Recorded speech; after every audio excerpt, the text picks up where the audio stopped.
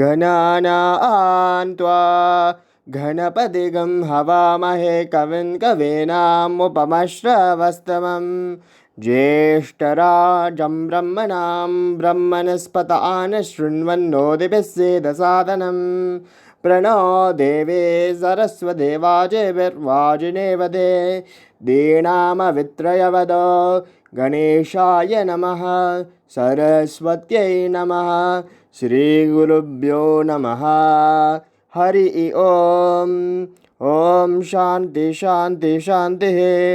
ओम साईश्वराय विद्महे सत्यदेवाय धीमहि तन्नः सर्वः प्रचोदयात्। ओम शांति शांति शांति। Sairam Lin. Sairam Sharma. Greetings to all our listeners, and thank you, Bhagavan, for giving Sharma and I the chance to speak of your wisdom and your handling of marriage difficulties. Tonight's topic is, you are fighting with your husband. These are words I heard Swami speak on more than one occasion during private interviews. He did not say it to me, but he did speak it to a number of wives or husbands who were in the group. Swami, in the private interview room, you must understand, he is very informal, but he is also very direct. He goes straight to the point. He absolutely zeroes in at the beginning of the interview on the people who need the help the most. This is something I have observed over a number of interviews. Whoever in the room who is what I would call an emergency case, he takes care of them first. And this used to touch me greatly because I could see he knew these people were suffering the most, because what is worse than heartache, heartbreak? So to one lady, he said, you are fighting with your husband. And she said, no, Swami, he starts it. He always starts it. And Swami said, no, you carry on with it. You keep going. And he said, not good, not good. And that was the end of it. He didn't go any further. And then he spoke to another lady there who had not come with her husband. And he said, where is your band? B-A-N-D. Swami making a play on the word husband, meaning, you're bound to him. And she said, Swami, he did not want to come. He doesn't like me coming. And Swami said, don't worry. He has many responsibilities. He will come after the children are married and responsibilities are finished. That gave her some consolation. He knew exactly why they had been fighting. And as I mentioned in another interview, he said to one man who had been having troubles with his lady, and he said, Swami, my lady is having problems with her ego. And Swami would raise that eyebrow of his. He had this amazing way of just it would just shoot up. And he said, and you have no ego? Well, that shut the husband up straight away. And this was, he would just target the married people who were having problems. I know also that you don't have to be married to be having couple problems, but this talk is just going to feature on husband and wife marriage. Swami explains that when we have ego, and of course this is what is going on when husband and wife are fighting and each one is trying to win the argument, Swami explained that ego is not just arrogance or pride or thinking that one is superior or thinking that you are smarter or more clever than your partner. He said that self-condemnation is also ego. Embarrassment, shyness, the thinking I am low, I am small, I am poor, I am inferior. These are also feelings of ego. Swami said, when ego goes, one does not feel superior or inferior.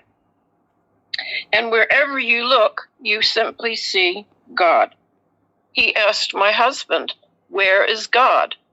And before Tom could answer, Swami pointed to everyone in the room and said, "God, God, God, God, God, God, God, God, God." So this takes a shifting in our awareness of who we are standing in front of when the argument is going on. When I remember a staff member at Isharama telling us that Swami once spoke about egos. And he said, when one person has a big ego, Swami will blow it up until it fills the whole universe. Then the ego will pop and the person will realize that he is God. When one has a small ego, Swami will grind it down to nothing. And then that person also realizes, I am divine. Then Swami said, in matters of inflating someone's ego or grinding it to ash, I take whichever route is the shortest. Because marriage, for all our thoughts of romance and hearts and flowers, is actually two people coming together under a vow to be with each other and care for each other, and also to grind down their egos. It's like rubbing against sandpaper with the other person. It is actually, when there is a confrontation or a fight or an argument, what is actually going on is the egos are being ground down. This is not pleasant for many. And Swami had said, he often spoke of something called the inner core. He said, it's the invisible motivator. In every deed or act, God is present as the invisible motivator. In every minute, everything you handle, everything you manipulate, God is present. So wherever you look, you must see only God.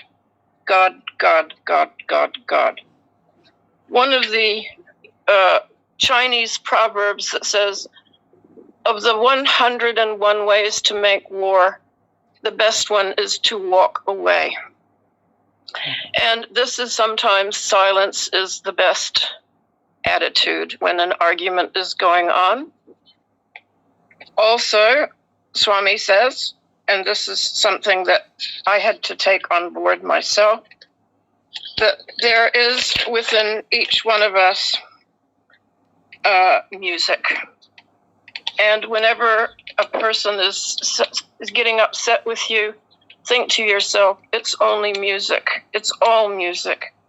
And I found this helpful as well, because we are just hearing the sound of someone who is not agreeing with us. But I know now, I've been married for 40 years, marriage is a training ground for fostering transsensual love. That is love that is above and beyond the senses. The custom in India is to remarry at age 60. And that is when the couple dedicate themselves to a spiritual life together. They have raised their children, or they have established a household. They have taken care of their parents, and for the rest of their life, and hopefully they live together for a long, long time, they will dedicate themselves to a spiritual life. We can always think of marriage as a training ground. Swami has always said marriage is for the sake of pursuing Dharma. And an argument is an opportunity for developing detachment and self-sacrifice.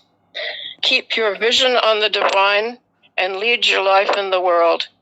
This is the teaching of Sai, says Swami in Sathya Sai Speaks, Volume 29. I also remember at Isharama, Swami gave the message that when a wife's tears fall, the husband, as a result of the husband shouting or fighting with her, there will be no prosperity for the husband. Now that can mean spiritual prosperity, mental prosperity, or physical prosperity, or all three. Something happens when a woman's tears fall, and if they touch the earth, it makes an even greater karma for the husband. So never make the wife cry. Swami also said that as a householder, you have a duty to make each other happy. He said the wife's job is to make the husband happy, and the husband's job is to confide in the wife everything, especially things to do with finance, paying bills, and keeping level heads with the money lines. And he also mentioned that a dancer, though he or she is making movements with their hands and legs, always has their attention on the rhythm. So when we are involved in an argument, although we are making movements with our hands, usually, and gestures and faces, we should always think about the rhythm. What is the rhythm? The rhythm is the divine within the hearts of each one of us. I hope you have enjoyed this short talk. I will be addressing in another talk a slogan that Swami gave the New Zealand group, understanding first, then adjustment. This we could also apply to marriage, because you must understand your husband or wife first and then adjust. Swami said that most people try to adjust first and understand afterwards, and this is why things fall apart. Because we can try to adjust. For example, husband, you get married, and then husband leaves dirty socks on the floor, and you are thinking, who taught him how to do this? Was it his mother looked after him? Now I have to do this. And then an argument will break out. And there is no understanding of why husband does this. So we will discuss this further, because understanding first, adjustment, then adjustment is a topic all unto itself. I hope you've enjoyed this short talk on husband and wife, and I look forward to speaking with you and Sharma again. Om Shri Sai Ram. Be happy. Om Shri Sai Ram. Anyata sharanam nasti tvameva sharanam mama tasmat karunya bhavena raksha sai ishvara tasmat karunya bhavena raksha sai ishvara Hari Om Tat Sat Shri Sai Ishwararpanamastu Om Shanti Shanti Shanti